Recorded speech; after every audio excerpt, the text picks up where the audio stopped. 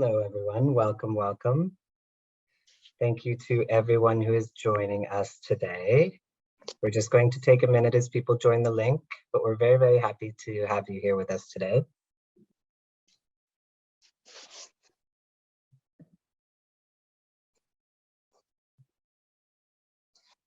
So first off, as you join, please make sure that you select the language interpretation feature. This event is going to be available in English, Spanish, and Russian. And can I ask my colleagues to include those instructions in the chat as well? Just to make sure everybody is on the right channel so you can hear us today.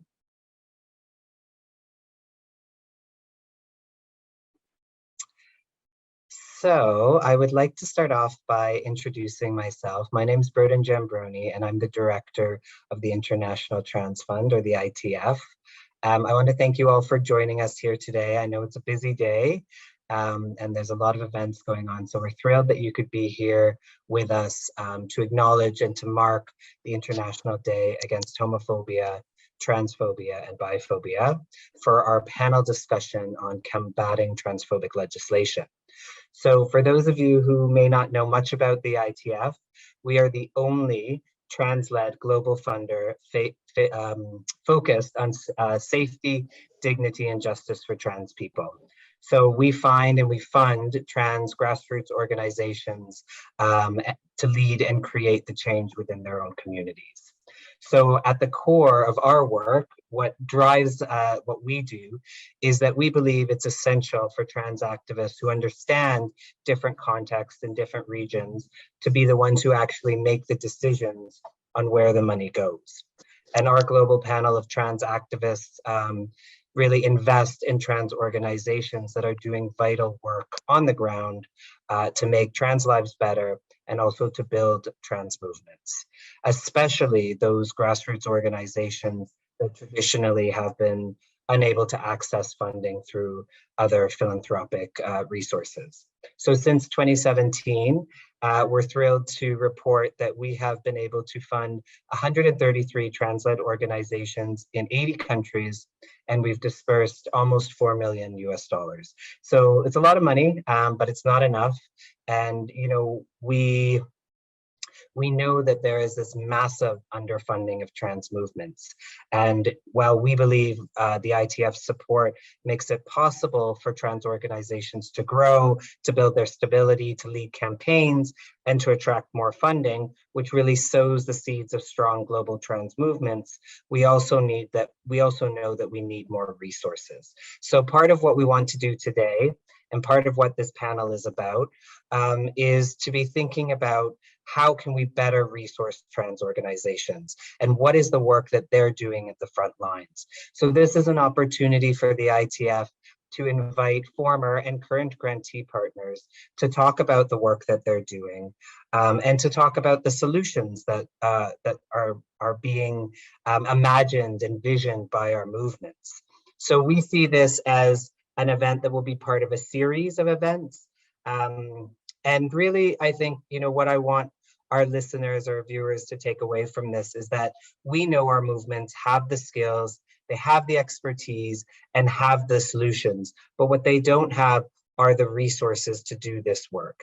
And we need more and better funding flowing to trans movements. So I'm going to pass the mic to my colleague Viviani to frame today's discussion. But I just want to thank you all for being here, and especially thank the panelists for taking time out of their incredibly important work to talk to us today. Thank you. Hello, everyone. Welcome to this panel on anti-trans legislations across the globe. I'll second Broden in thanking all the panelists we have today, great experts in the field. To the ITF team as well to trust the facilitation of this panel to me. And I'm confident that all of us will learn a lot from this moment. And I'm grateful in being part of it. So Hua, Alex, Tina, and Emmett, who I hope will join soon, thank you so much for being here. And I'd like to think about this conversation today as we consider that we have a global context in which anti-trans politics is under development. So what I see in this panel is a possibility to think together and present some specificities in some contexts of your work that reflect this sense of a global politics unfolding against trans identities, trans people, trans communities.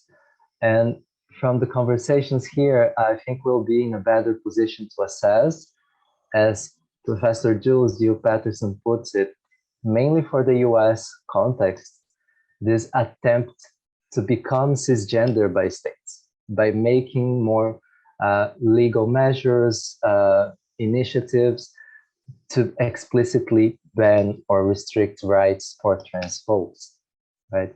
So I see how these gender norms that shaped our westernized modern states also desire to become cisgender in a continuum of violence, right? That involves our public political rights in different times of our lives. We'll see it from childhood to the elder ages, right? Like how this shapes anti-trans politics. And I think we'll also see some examples or occasions in which transness is a justification or scapegoat for authoritarian, anti-rights regimes more broadly, anti-democratic regimes. So thinking about trans identities or trans issues as a specific site for the exercise of state power is also important. As we celebrate May 17, we celebrate a very present struggle against depathologization of sexualities, gender identities, gender expressions.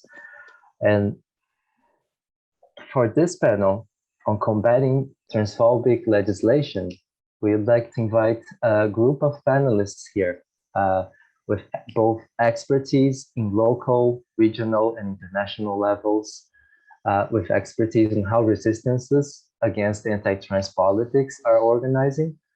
And I think most importantly, how activists and organizations are imagining other communities and worlds. So I really appreciate this possibility.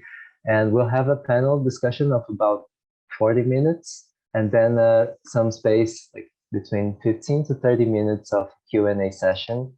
So I welcome you in sharing your comments, your reactions to the ideas presented here over the chat. I'll start this panel with Hua Bonia Pinonparn, who is the Vice President of the Thai Foundation Board at APTN, Asia Pacific Transgender Network, and a project manager of the Trans Health Access Thailand project, as well as a program manager at Astrea. I'll just present you briefly. Please feel free to introduce yourself in more detail as well. But in particular, I learned from Hua of her involvement in the establishment of 3 trans-led organizations. I have a first question to start this conversation with you, Hua. Thank you so much. Which is, could you tell us about the current situation in Thailand as it relates to legal gender recognition and also to the protection of trans communities? Thank you again. Okay, thank you so much. Hi, everyone. My name is Hua, and my pronouns is she, hers, and I am a project manager of trans and intersex movement building projects under Astrea Lesbian Foundation. So under my project, I'm working with 5 international partners, including International Trans Fund as well. So with your question, thank you so much for your question.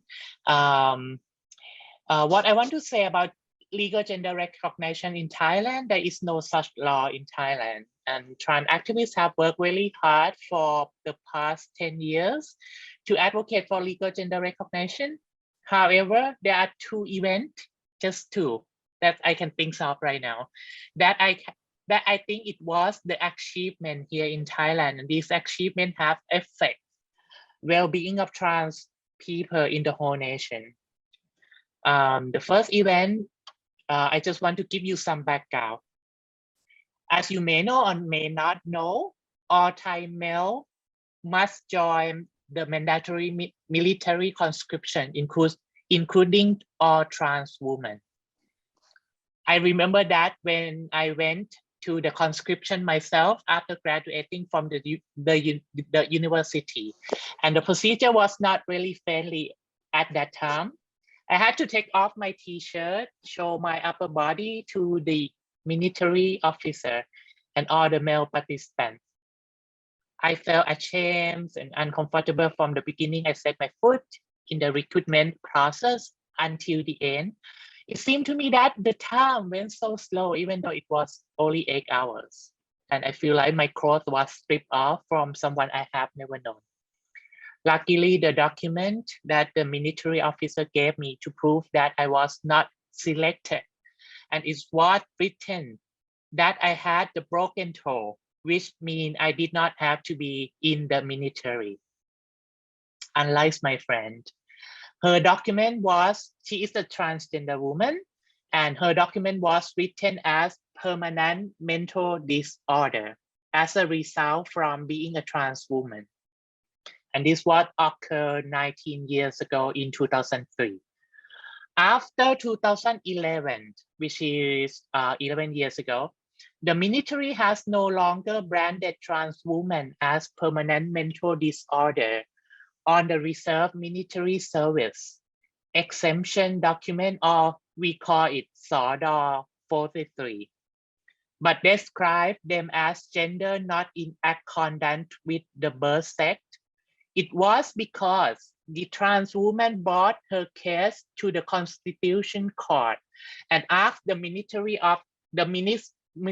of Interior to change her exemption document from mental disorder to gender not in accordance to birth sex. And she won the case and set an example for all military officers to use this term when writing the document for other trans women. The Foundation of Transgender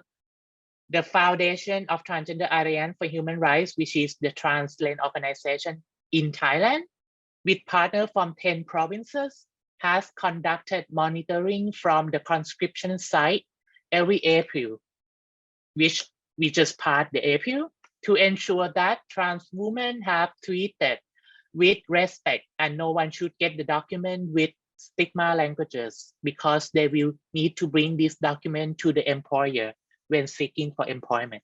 So this is one achievement that I can think of in terms of milestone for trans rights and the recognition of trans people in the law.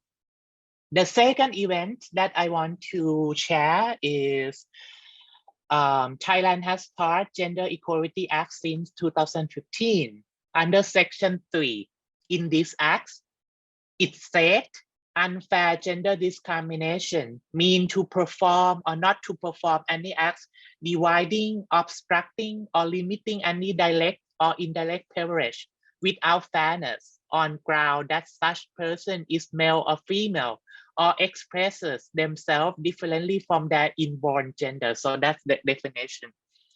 With discrimination, and the Committee for the Promotion of Gender Equality, who acts upon on promoting equality for women and LGBTIQ, as well as to determine unfair gender discrimination cases.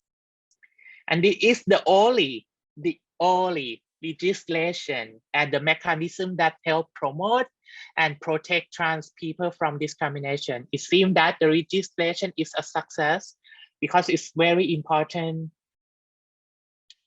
It's a success, but it is very important to critique the effectiveness of using this mechanism to protect and promote trans human rights. Many times the law is failed, even though they are well designed, because the authorities still have bias and homophobia and transphobia. And again, I believe no one solution fit all, and this law is still a problematic in itself. So this is the second event that I want to share with you here, and feel free to ask me any question when we have Q&A session. Thank you. Well, thank you so much. I'll just ask you to repeat slowly the legislation that you referred to on the anti-discrimination for the Spanish interpreters to convey the message as well. Thank you so much. It's so important to intertwine the personal and the political like you did.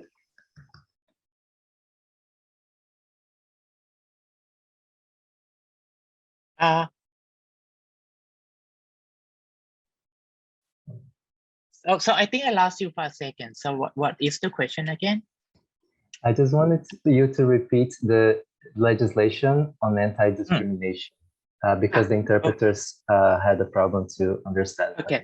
Mentioned. Okay, I'm sorry. So the act is called Gender Equality Act 2015 of 2015, and under the act that is the definition of unfair gender discrimination that include male or female or expresses themselves or anyone that expresses themselves differently from their inborn gender.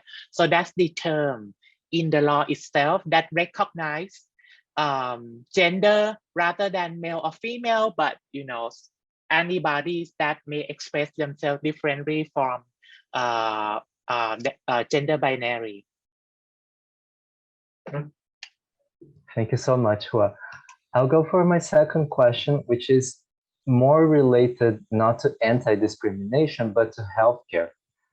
It's about your experience of working with government bodies, ministries, agencies, etc., to promote progressive legislation about trans health and trans rights in healthcare.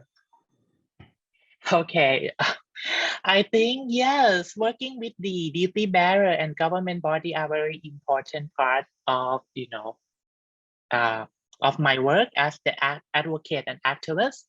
However, you have to be patient working with them, the government. This has reminded me of the story from my colleague trying to register their organization as a trans-led foundation in Thailand, and it took them 3 years to complete the whole process, while other may take a few months. And before having the foundation of Transgender Alliance for Human Rights, I just give this example. The organization was named Thai Transgender Alliance or Thai TGA. And when we registered this name, we got rejected because we used Thai as a part of the foundation title. And we used the word transgender or Kathoi as a part of the name. And the officer has shown that they did not understand and never have experience working with trans activists. And when trans people get organized, people were amazed and question us.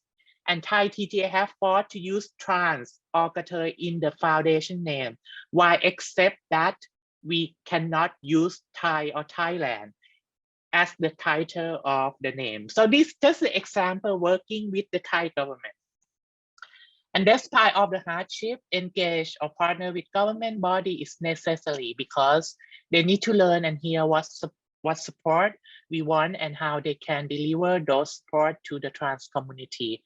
And in the last election, 7 years ago, we have seen many LGBTIQ were elected as the member of the House of Representatives in the Thai Parliament.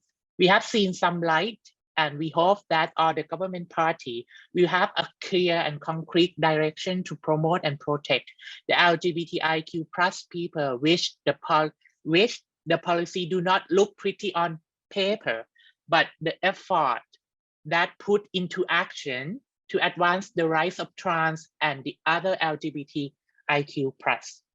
Another point, just very short, that I would like to raise is we have seen a few trans people engaged in the national mechanism to promote HIV prevention and program with the Ministry of Public Health, which seemed to me it is the progress here in Thailand for the past decade. But I hope we take from that. I just really hope that we take all the opportunity from that space and provide more space to raise other issues faced by trans people, including trans masculine, which often being left out from HIV prevention, and non-binary and other gender non-conforming. Still, we need more trans people to engage in public health advocacy to promote gender affirming care as a necessary and important healthcare services for all trans people.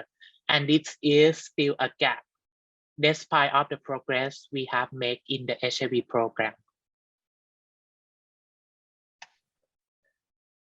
Thank you so much, Hua. I think you covered like a very interesting aspect, right? Like legislation is not enough, and doing work to really making that effective takes a lot of patience.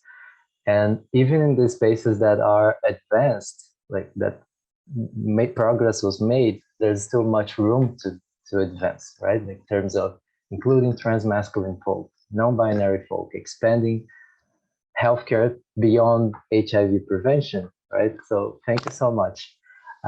Please, everyone who's listening and viewing, share any questions you might have in our Q&A, and we'll have some moments afterwards for Hua to speak again as well. I'll go now for our next panelist, Alex Castillo from Guatemala, who founded Transformación, one of our early grantee partners, and is a leading organization for trans men in Central America. And Alex is also the president of a trans network for trans men in Central America, RedCat HT. Welcome, Alex. Thank you so much for being with us in the panel. I think I don't see your camera, but I hope you can turn the video on. Hola, Vivian, buenas. Fíjate Hola. que aparezco Hi. porque estoy teniendo. Hi, it looks that I appear twice. I'm having connectivity issues. When one, I can't connect my camera. If maybe you could allow that function. Oh, Luca, could you allow Alex to turn on his video? Yes, just a Because he's second. into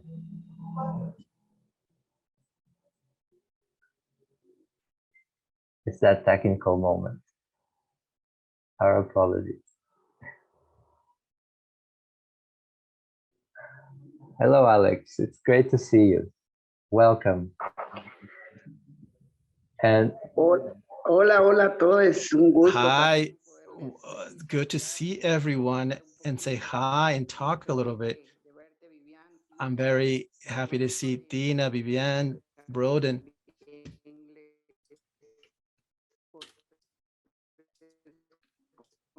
Ooh, there's technical difficulties. There's audio internet difficulties that I'm experiencing.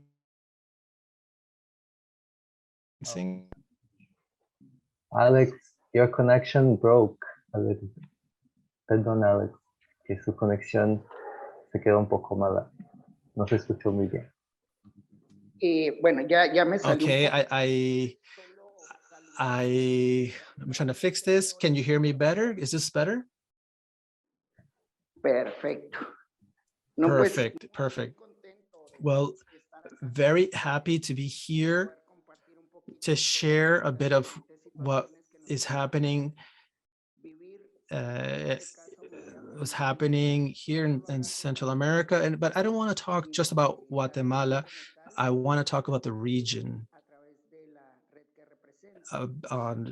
from the point of the network that I represent. There are 11 countries in Latin America, but specifically, I want to talk about the laws that are not existent for trans people from Panama, Guatemala, and the Caribbean. What do I mean? There are no laws that support or recognize us. And the ones we we talk about that a lot, is the law of identity, of gender identity. That is what gives us a certainty to exist within the state and be an integral part of the functioning system and demand or make claims against the state.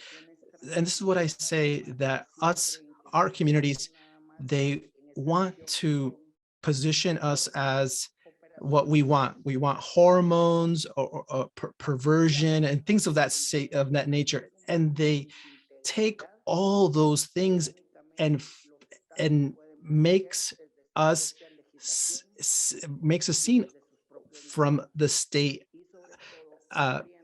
just on those analysis, but without seeing a greater political or public policy of human rights.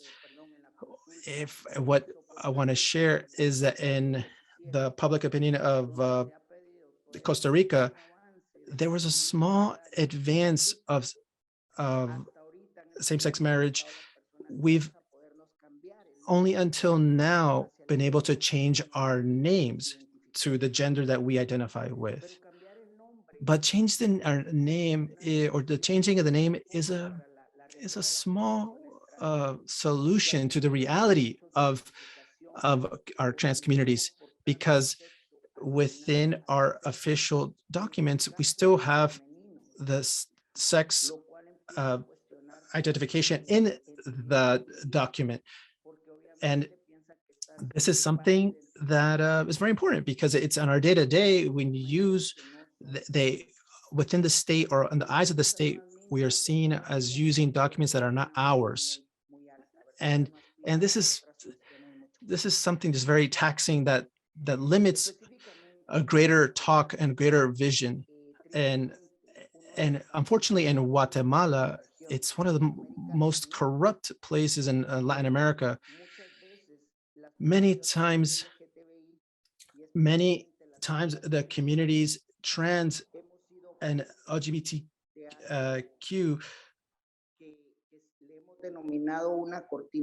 we've seen it's a smoke screen. And what do I mean by this, a smoke screen?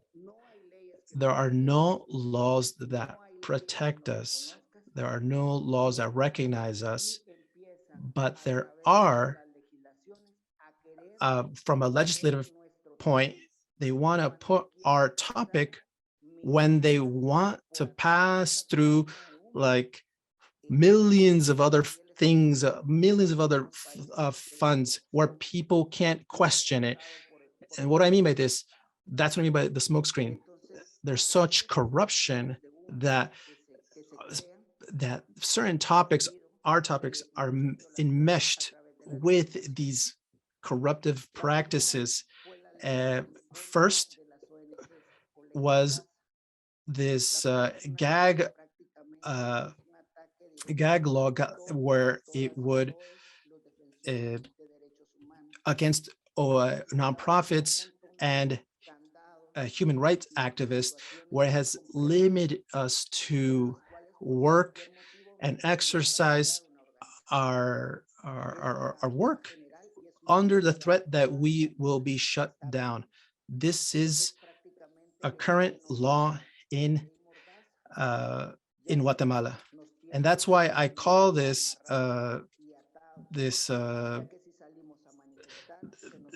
sort of like a gag order law, because we can't say anything, or if we do say anything, we will be shut down. And although we have made claims and demands in an international level, this is still something that is still there. From this instance is where they decide or want to silence us, silence trans rights, because our issues, our rights are transversal. We can't just look at them as trans rights. This goes across the board. Trans, indigenous people fighting for their territory, trans women fighting for, trans people fighting for bodily rights. This is something where we have to see from a transversal perspective. And there's also a legislation that the protection of life and family. Now, this topic stemmed to or went to attack LGBTQ communities, but in particular trans communities, because again, is that the state of Guatemala only recognizes men and female based on the sex that were given at birth. But of course, so what does it say then? That in order to achieve this state-minded approach is a state mandate that was against abortion, that was against same-sex marriage, because it went against the concept of family, but at the same time, it went against our trans identity. And in particular, in our countries, there are very few medics, and in particular, rural areas, where if there was a medic in trying to support someone going through an abortion, a spontaneous abortion, they could be under the threat of jail time of 6 to 12 years. Therefore, this is a very precarious situation, but we did have international support. We were able to present these international support and signatures onto Congress, where it was a sign that Congress was a state that defended the family, the concept of family and marriage. This is a context of just how the right aligned so much against these our trans rights and want to impulse the state perspective. But what happened? The president didn't pass it through, but it doesn't say that it might not happen in the future. I believe that this was a legislation that was very grotesque for the people of Guatemala, because if you didn't go align with the concept of mom, dad, and kids, you were in the wrong. If you didn't fit or had an idea of woman gender identity, it was a violence toward them, and it was a violence to trans people. So what does this say? That this legislation is still there. It could still be in the works. What I do want to share is that the legislation 5940 is that this law is very violent. Just the name in itself is very discriminatory. It's the law to guarantee the protection of the adolescents and children against mental disorders. And so if we if we analyze this from this perspective of how the approach of the state that it wants to frame this certain legislation, it's always talking about prohibiting wanting to prohibit sex procedures, or talks about pornography. It talks about the rights of children, of young boys and young girls, which we really consider these laws were made by adults because we don't really listen to our children and our adolescents. Therefore, it's a law that wants to break any and all sort of agreement from an international level that has already been signed. And what we see is that this particular law could go into vote pretty soon, although we have recourse to international support like Victor Madrigal that sent in the report to the state saying that this law is very violent. It should not be approved. The law is there and it's still being discussed. And it's just very ironic how trans community, we are not recognized from a legislative point, but to recognize us from another violent perspective, we are seen that way. It's just very perverse the way how the state uses our identities, how they play, how the citizenry, the people, they play with the sentiments of the people so that they continue to be corrupt, so they can continue steal millions of the people's money using the concepts of identities,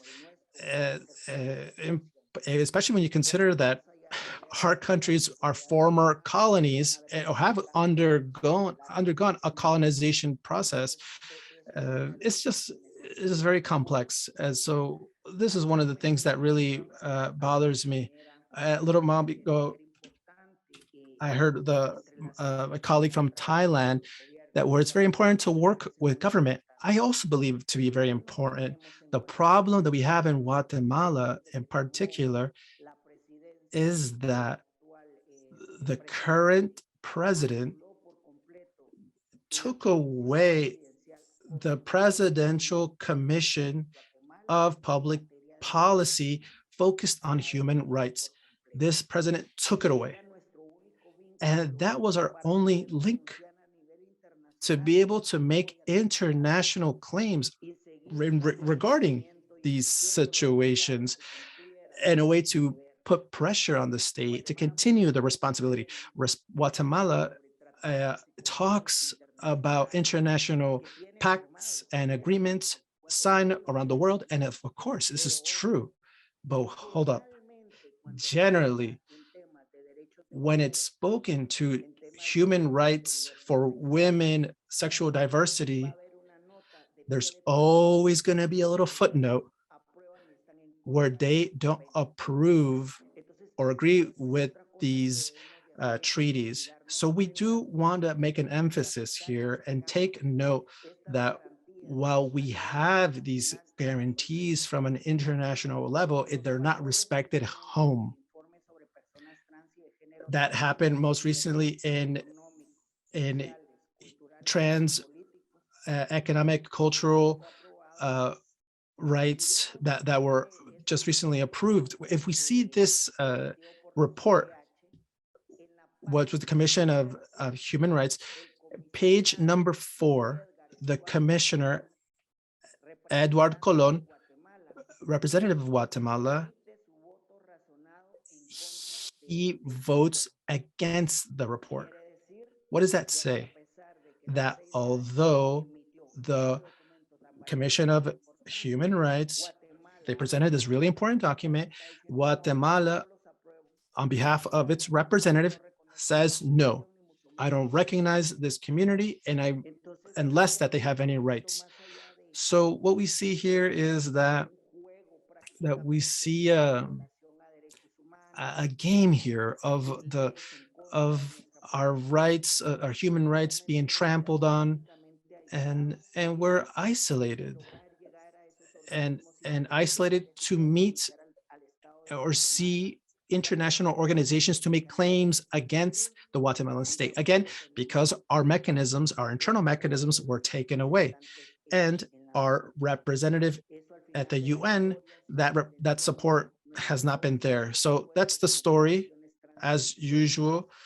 Our stories of trans residents, we continue, but despite that, we continue to work, we continue to live, yes, with a lot of fear, but we continue to push forward, against these trampling of rights that does not let us live. But I will leave my intervention here because there's so much more in my country. the violence against children, malnourishment, pregnancies of girls of early age. There's a lot to be done, and in particular with legislation. Thank you very much. Alex, thank you so much for such a... Muchas gracias, Alex, por darnos una ilustración tan grande sobre toda la legislación que se está desarrollando en Guatemala.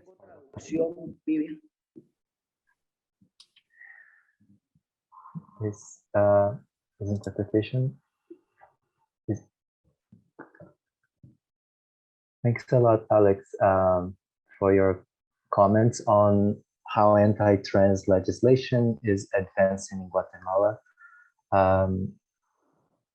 It's a very complex thing, and how movements are also having restrictions to work in these contexts, right?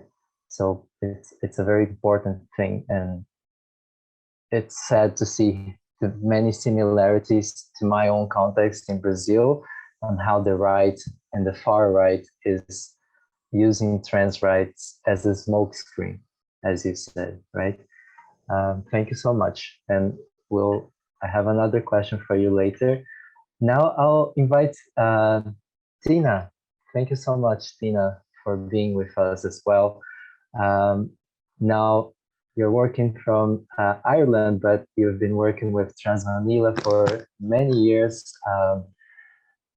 Congratulations on your appointment as CEO of TNI, Transgender Equality Network Ireland, and also for all the work in Transvanilla as project manager, right? Transvanilla is one of the groups we funded for 3 years, 3 cycles, and you were focused on international relations and advocacy there, working at the UN level within the EU as well. It's very nice to talk to you today. I'll start with you with a question on the situation in Hungary and how Transvanilla has advocated against anti-gender laws in the country. And welcome. Thank you so much. Thank you very much, Vivian, and it's an honor for me to be invited and to be in this panel with all of you, like with Hua, Alex, and Emmet, and with you, Vivian. So I just want to acknowledge that I'm calling in from Europe, and I'm the only white person on the panel, but you will all hear that the story is kind of the same. It's quite similar what is happening in Europe. So I'm at the moment sitting in Ireland, and I'm working for TENI now, but what I am talking about that is actually back to the Hungarian context that I just left kind of almost behind last month.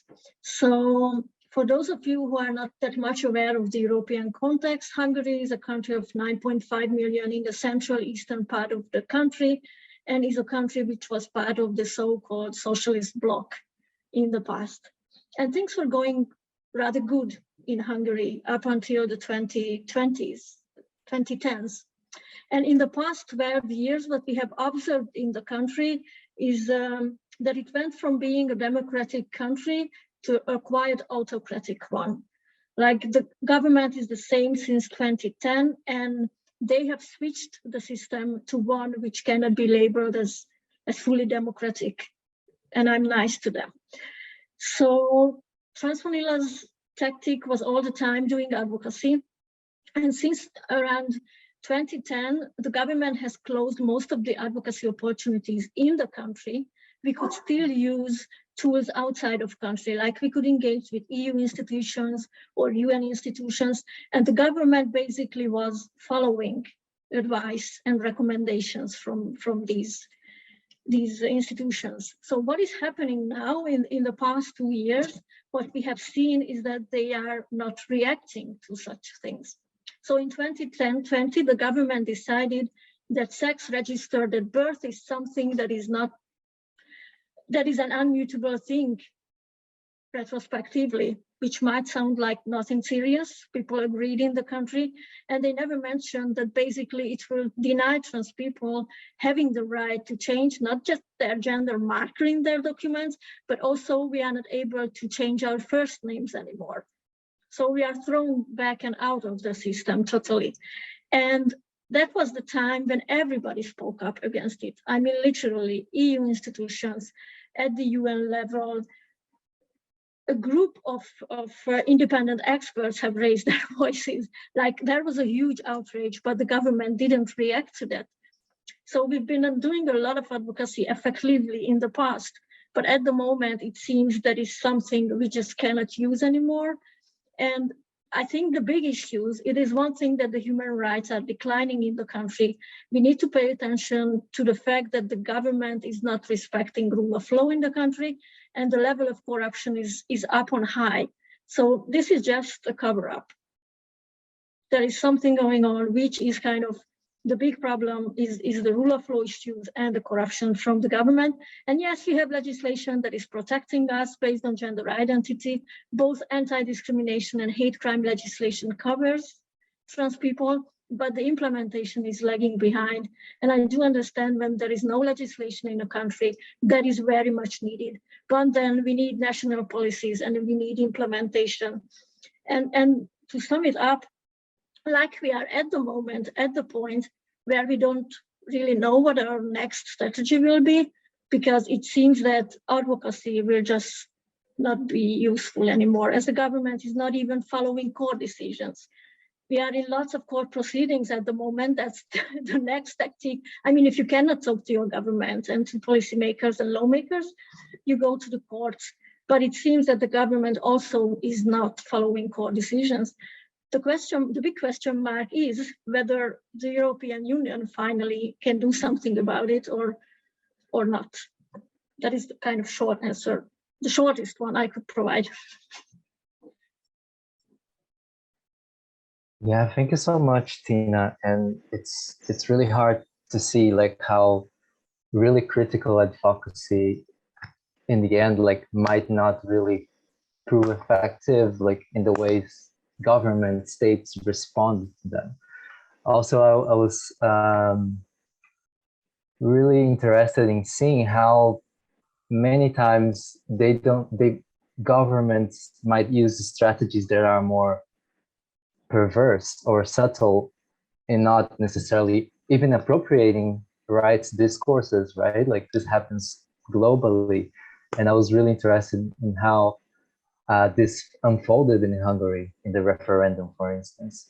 I just had another question in that sense, like on what motivates lawmakers proposing these anti-trans legislative initiatives, what kind of narratives they use. I was intrigued to learn from you on what your thoughts are around this. Like, how can we fight the rhetoric of the anti-gender movement? So the motivation for the Hungarian government, I think, is to stay in power.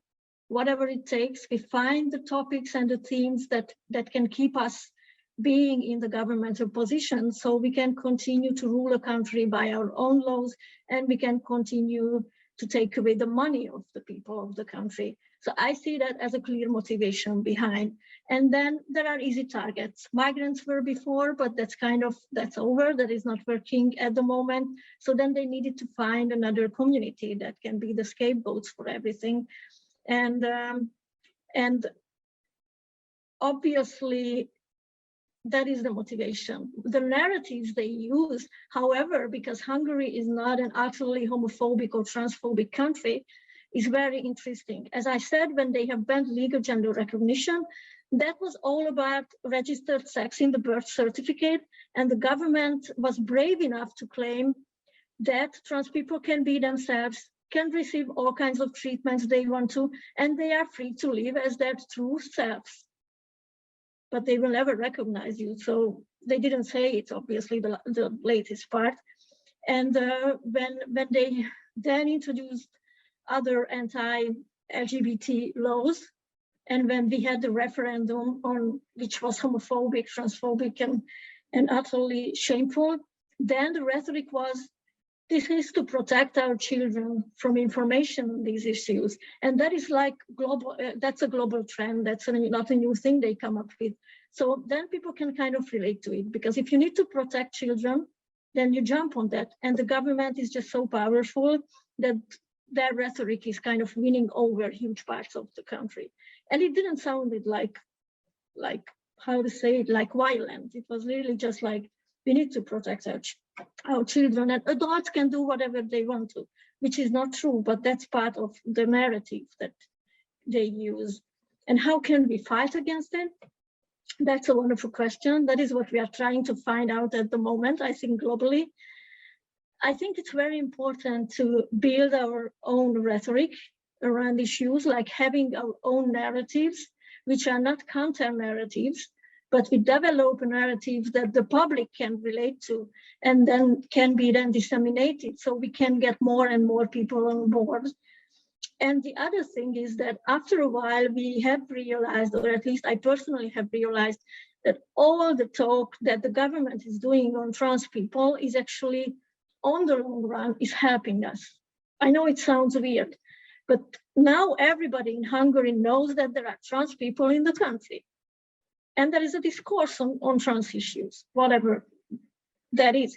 And we couldn't get it there. We just need to now find the tools and the ways to kind of shape this discourse so that it plays in our favor. And it sounds so wonderful, I know. I have no idea how we will do that, but I think that is what we have to focus on, and not to fight against something that we cannot fight, but we need to be creative, I think, and that is the future for us. Thanks a lot, Tina. I think the creativity, the imagination is what might allow us to overcome the asymmetry of resources, for instance, that exist between social movements for trans rights and those against it in very, how can I say, in very subtle or very explicit ways at times. So there's various instruments for the conservative forces, right? It's very interesting. And to take this opportunity of visibility to go against a machine of misinformation, disinformation as well. Thank you so much. I'll turn now to the US context, which has been a very condensed topic in our international trans communities as well, Texas in specific too. Also with all these access to spaces, childhood being an issue as well, like as a strategic part of the anti-trans lobbying recently, right? Thank you so much for joining us, Emmett, in this panel. As part of TENT, our Transgender Education Network of Texas, I'm very happy to welcome you to this panel. Emmett Schelling has been working in corporate management, but turned into community organizing as well, like working on the Community Council for Transform Houston, board member of Deeds, Not Words, and many other projects. I'm very happy to welcome you here. And I'll welcome you with a question, right? To share with us some information about the situation in Texas and how the laws are targeting trans youth, your responses to that. Thank you so much and welcome again. Thank you so much for having me. Hi, folks. If you didn't hear, my name is Emmett. My pronouns are he, him, his. And I call Texas home. I'm actually currently in New Orleans for work, but, you know, not too far. So, you know, I think what was really striking to me as I heard the other panelists was really these common threads, these common themes, right? And I think one of the like most ignorant things that like you kind of hear is this like perception about the US that like we are, I don't know, more progressed. We're gonna put it that way, right? More progressed than like some of the other like countries that are not domestic.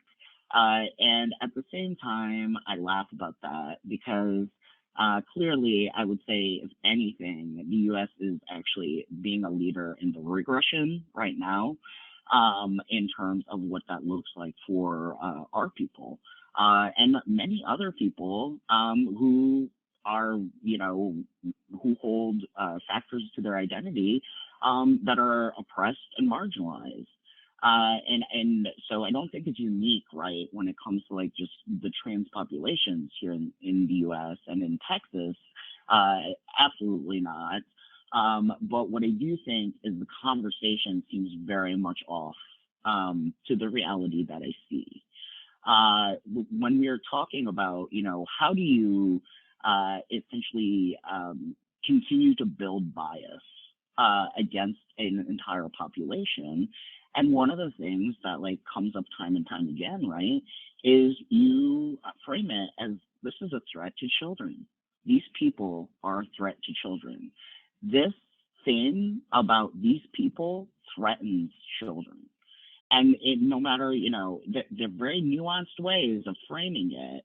But then you look at Texas, where now we literally are in the middle of a court battle to see if the Attorney General of Texas, who's I really think it's important, right? When we talk about, especially I think Tina was talking about, governmental powers, their first and foremost kind of like, goal is to stay in power, just to keep power. How do you keep power? What is that, I think, in relationship to what all of this, discussion is? And it's coming down to looking at the way, an AG who is 7 years now, has been under indictment for fraud. 7 years. And he's in a runoff to still retain his seat. And then you have a governor who took an opinion which is non-binding, which is not legal, and used that opinion, which was not based on any kind of science, was not based on any kind of medical guidance from a medical professional community, and took this nonsensical opinion and jammed it into an application within our DFPS, or Department of Family Protection Services. And where really one of the things that Kent realized was we are in a funny situation in Texas. One of the things that we see, right, and when we talk about this subject, when we talk about trans kids and having their families, having their caretakers essentially criminalized for providing healthcare that speaks to the needs of who their children are, we tend to forget that DFPS is also, and more importantly, in my opinion, the foster care system. And we know trans kids get kicked out of their homes, experience familial lack of support, all of the things. And so we also know Texas is home to a very high population of BIPOC people, a very high population of trans people. So you put it all together, and we have yet to hear an explanation from DFPS. This is since February 22nd. Kat has been doing everything we can exhaustively to get an answer. What did you do with trans kids in care? Where are they? What is happening? Because the other part of this is that in a state like Texas, conversion therapy is perfectly legal, and it is run through our foster care system. And so one of the things, I think we come up, unfortunately, very hard up against the wall, is that because trans folks, because trans organizations, unfortunately are in this lack of parity with our cisgender LGBTQ-led orgs here in the States, in the state of Texas, it comes down to, we have these coalitions that are hugely dedicated to what this is on a legislative end. But when you look at all of the what is the like sort of like messaging that we're pushing out is these like very like nuclear, cisgender, heterosexual families, oftentimes white, oftentimes upper middle class, talking about that they're going to like lose their children. And what we know at Penn is the reality of going through that in a in CPS, right? If you're a person of color, you're more, if you are Black, if you are poor, if you are queer, like on and on and on, right? And so like for us, like it's been a very frustrating sort of like piece of this like work that we're like hyper focused on trying to like put everything we can to getting an answer. Because that's first and foremost, we need an answer so we know what to do next. And you know, in terms of the reality of, you know, what's going on, it's terrifying, right? It is truly terrifying. I am, you know, I kind of joke, you know, I never meant to like come into nonprofit, which I do not. You know, I joke a little bit, but like, you know, I learned life lessons in terms of coming from corporate and to hear about the difference and also the shared ills of what this work sometimes looks like, and really understanding that we are in this situation where we hadn't absolutely, I think, turn the tides. I also look around and I say, you can't put us back in a box. There's way too many of us.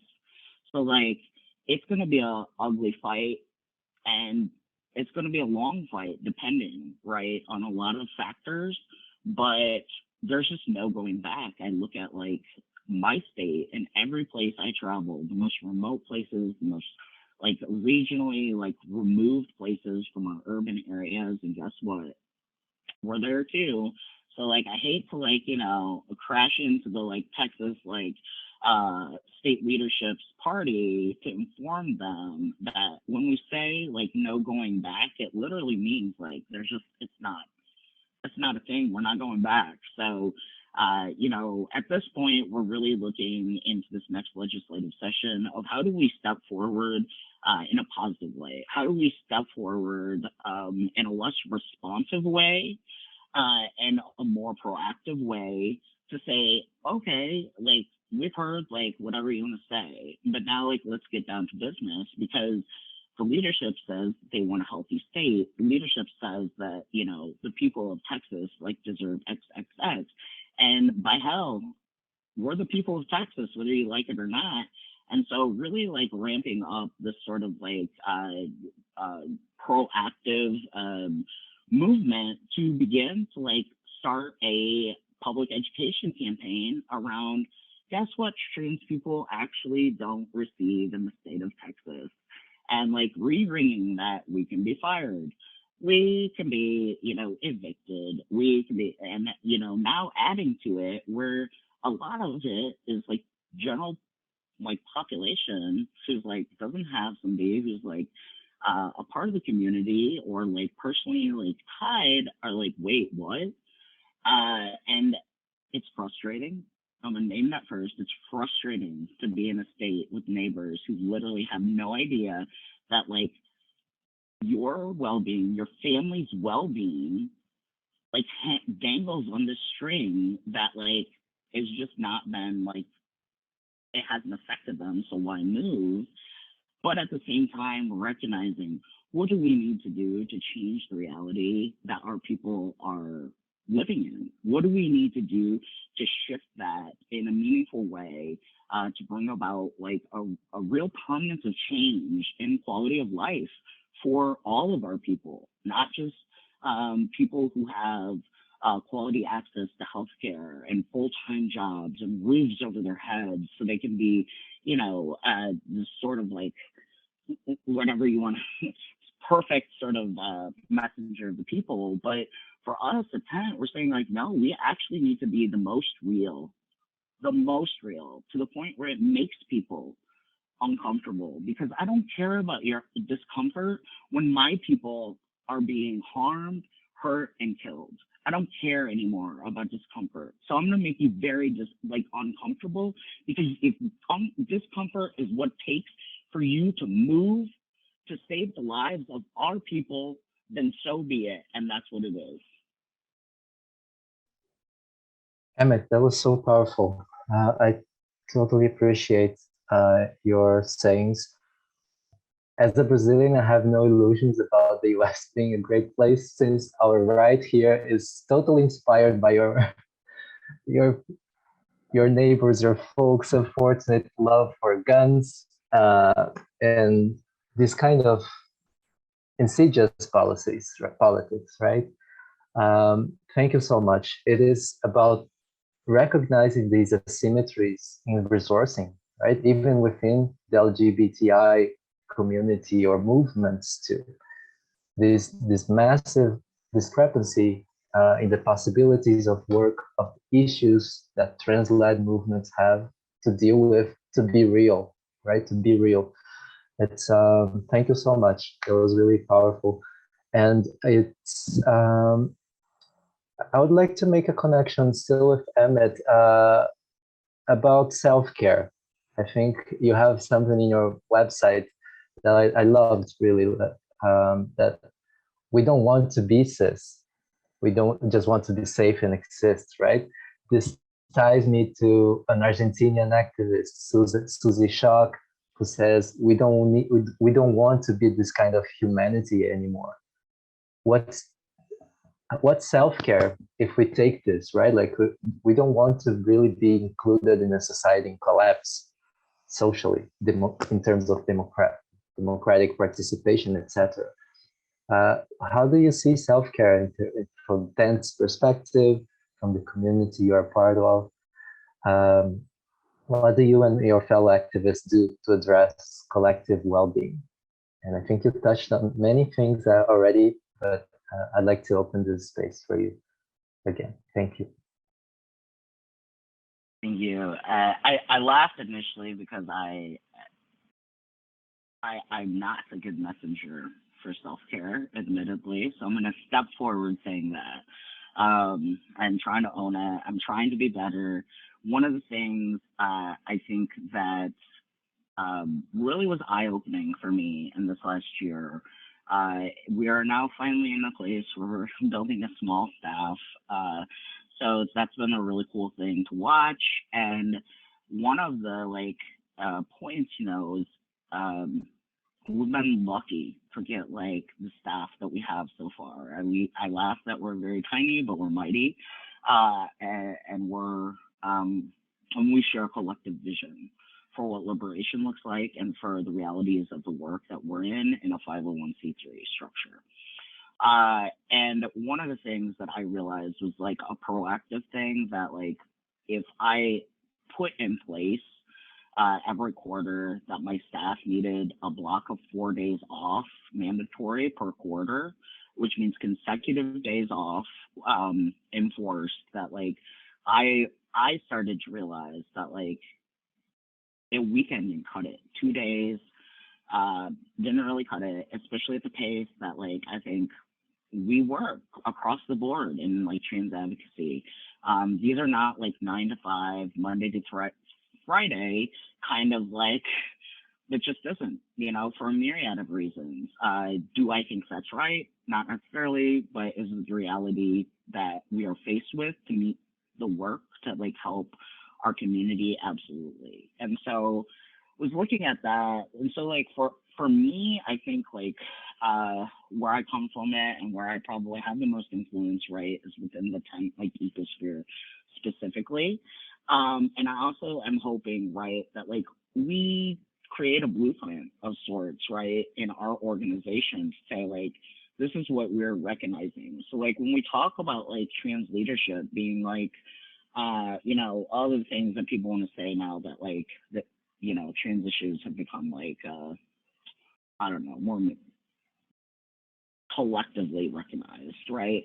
One of the things that you hear about trans organizing has always been how creative we are, how resilient we are, how and looking at the practicalities of how did we get creative? How did we get resilient? What really practically forced us in this place to be very creative and very resilient. And so for us, it's like now turning that like mirror back and saying like trans leadership also means, look, like if you understand like what we're up against and understand what we are seeing in trans orgs of what we need at the bare minimum to stay well, to stay connected to our lives as people, as humans, not just as advocates, not just as what we do, but that actually have time for ourselves to like internally like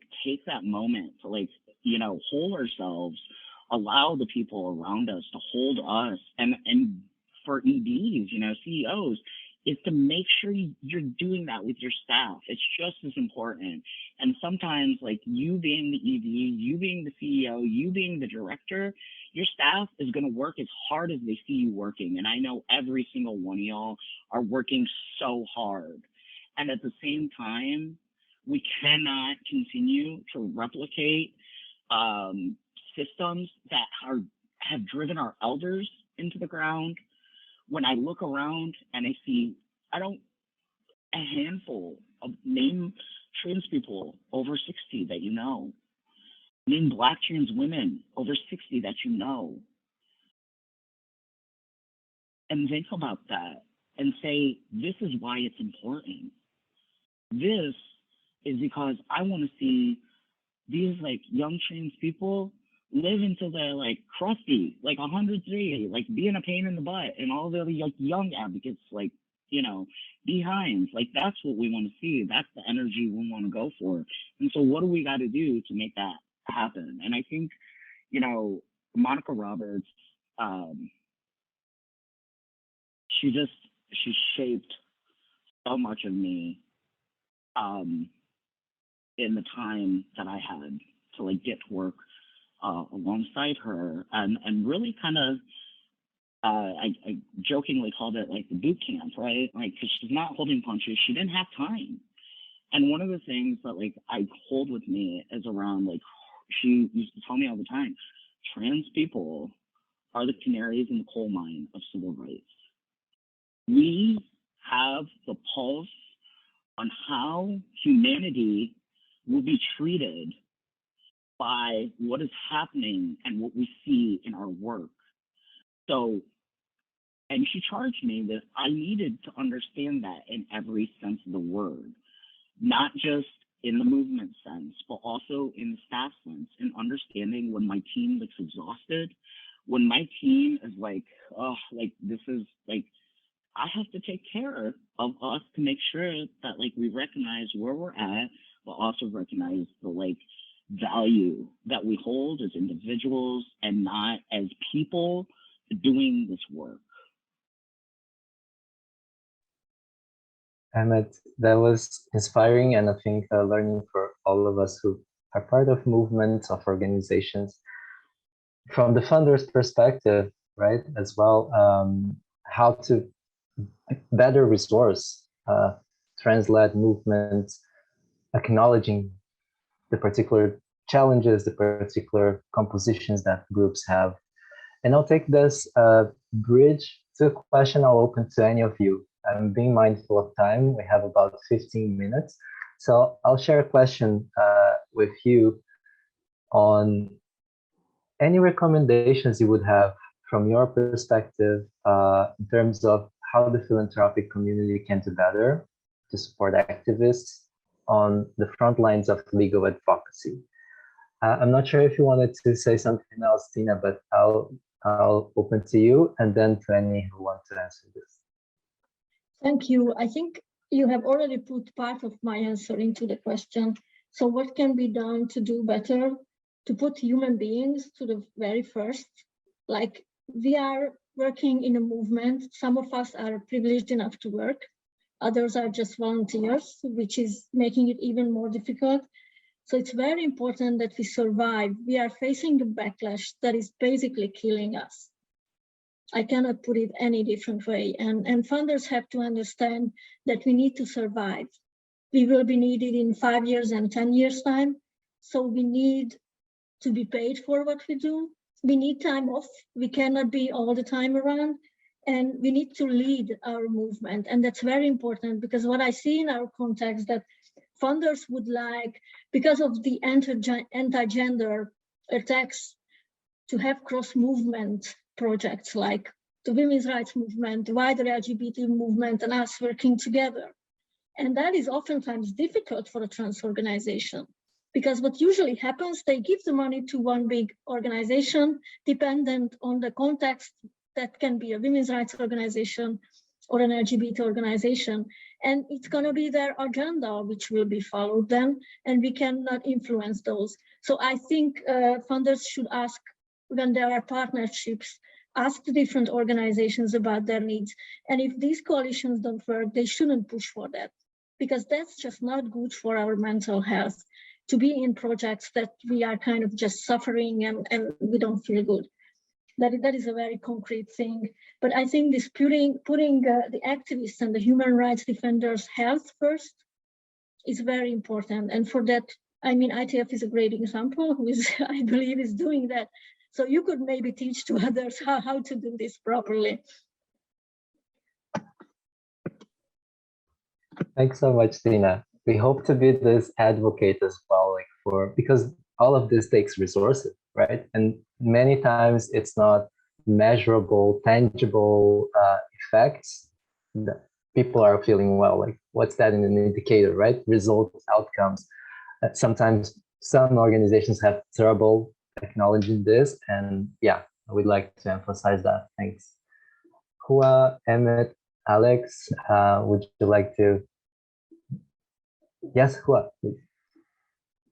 Okay, it seemed to me that people already mentioned, but I think it's very important that I think we need funding that that provides support for us multiple years, because what we do is a lifetime commitment, and we need funding that support us multiple years, not only 1 year or only a few months. The second thing is we also need funding that care for our well-being. As we have seen, many activists went through burnout experience and left our movement. We want funding that aware how important it is for us to build a collective culture that care for one another and build a community with love and care, rather than the community that have no time even to share how we feel with one another, or the culture that put us in a guilt feeling when we want to take a break or do something else outside our activism. We want funding.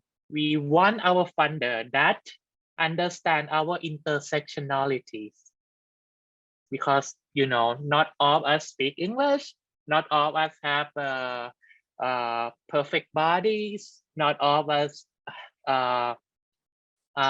middle class. We have a lot of us that still in poverty. We have a lot of us that living with disability, and we want funder that know our limitation, and we want to ask funder to partner with us to help us learn and build capacity for our own, so that we can continue doing this important work, because we truly believe that nothing for us without us, and we can be in charge of our own life. Well, thank you so much. And yeah, I was thinking, inviting Alex about the difficulties for organizations in Central America with the law restricting the participation of civil society, how these also have an impact, right? Alex, please.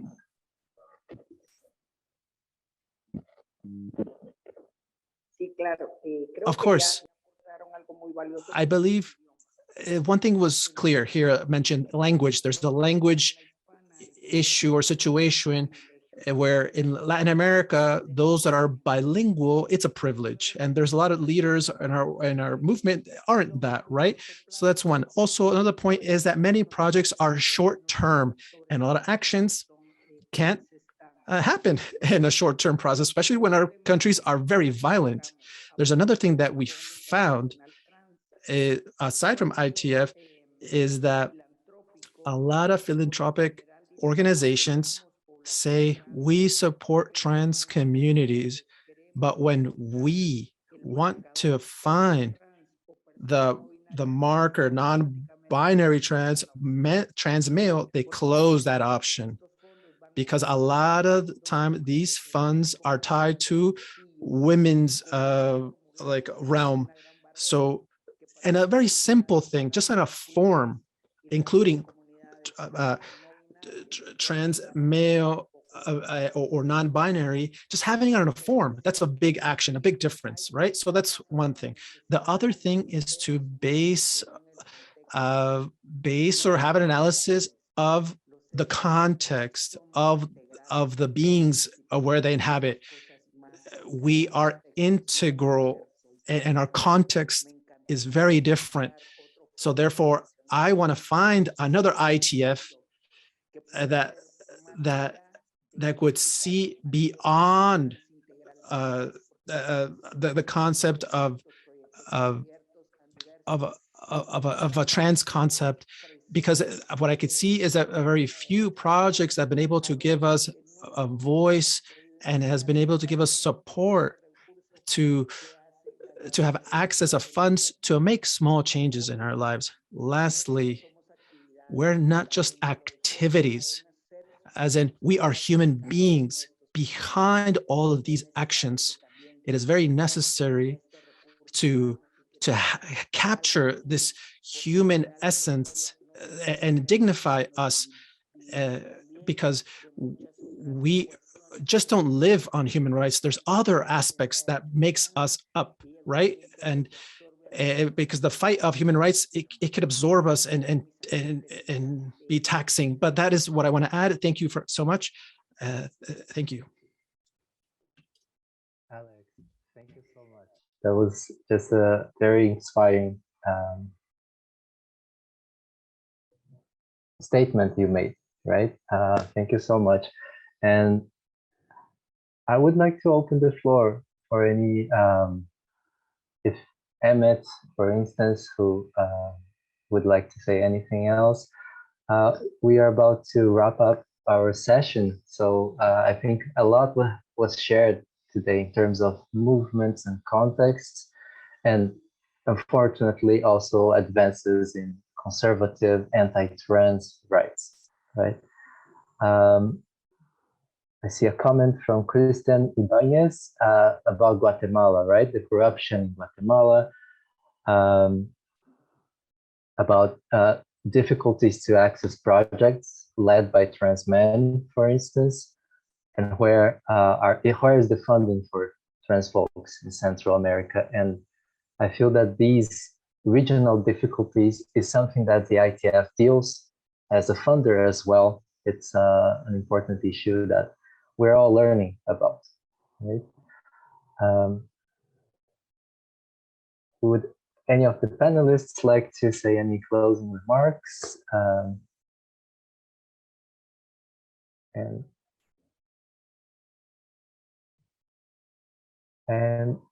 And thank you so much. I think the recordings will be available afterwards for reference, for learning, future learning too.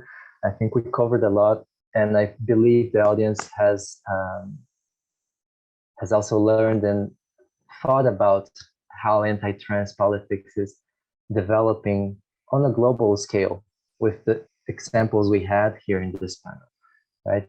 In Thailand, in Guatemala, Central America, both in Hungary and other European contexts as well as in the US, right? It's been a great moment. And I think we can wrap up our session. I would like to thank the whole ITF team for the support in making this panel feasible, right? Making this panel real. And I would like to thank the interpreters that made this communication available in Spanish and Russian as well. I hope that it was okay for you to do the interpretation well. This is one key issue as well, right? Like language accessibility, language justice, and we try to improve that every day. Thank you so much for all the team. Thank you so much to all the panelists, and I hope you have a good day. From the International Trans Fund perspective, we are very happy to convey these events and to have our grantee partners being part of these exchange of ideas. Thank you so much for today. Hope you have a nice day, and we'll keep in touch. Thank you, Hua, Alex, Tina, and Nemeth.